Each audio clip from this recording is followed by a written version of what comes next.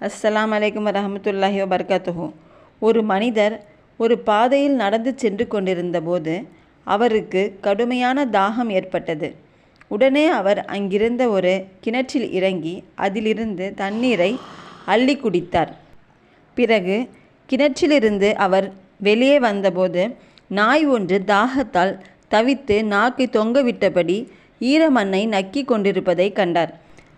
அவர் தம் மனதிற்குள், எனக்கு ஏற்பட்டதை போன்ற அதே கடுமையான தாகம் இந்த நாய்க்கும் ஏற்பட்டிருக்கின்றது போலும் என்று எண்ணிக்கொண்டார். உடனே மீண்டும் கிணற்றில் இறங்கி தண்ணீரை தனது காலுறையில் நிரப்பிக்கொண்டு அதை வாயால் கவ்விக்கொண்டு மேலே ஏறி வந்து அந்த நாய்க்கு புகற்றினார். அல்லாஹ் அவருடைய இந்த நற்செயலை ஏற்று அவரை அவரது பாவங்களை மன்னித்தான் என்று நபி ஸல்லல்லாஹு அலைஹி வஸல்லம் அவர்கள் கூறினார்கள். இதை செவியுற்ற நபி தோழர்கள், அல்லாஹ்வின் தூதரே, கால்நடைகள் மற்ற பிராணிகளுக்கு உதவும் விஷயத்திலும் எங்களுக்கு பலன் கிடைக்குமா என்று கேட்டார்கள். நபி ஸல்லல்லாஹு அலைஹி வஸல்லம் அவர்கள், ஆம், உயிருடைய பிராணி ஒவ்வொன்றின் விஷயத்திலும் அதற்கு உதவி செய்யும் பட்சத்தில் மறுமையில் அதற்கான பிரதிபலன் கிடைக்கும் என்று கூறினார்கள். நபி ஸல்லல்லாஹு அலைஹி வஸல்லம் அவர்கள் சூரிய கிரகண தொழுகை தொழுதார்கள்.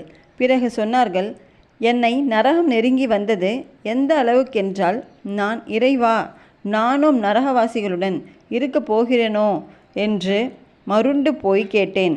அப்போது நரகத்தில் ஒரு பெண் இருந்தால் அந்த பெண்ணை பூனை ஒன்று தன் நகங்களால் பிராண்டு கொண்டிருந்தது. இவளுக்கு என்ன ஆயிற்று?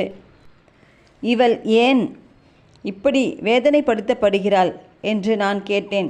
அதற்கு அங்கிருந்த வானவர்கள், இந்த பூனையை அது பசியால் வாடி செத்துவிடும் வரை இந்த பெண் கட்டி வைத்திருந்தாள் என்று பதிலளித்தனர். அந்த பூனையை அது பசியால் துடித்து சாகும் வரை அவள் அடைத்து வைத்திருந்தாள். அதன் காரணத்தால் அவள் நரகத்தில் புகுந்தாள்.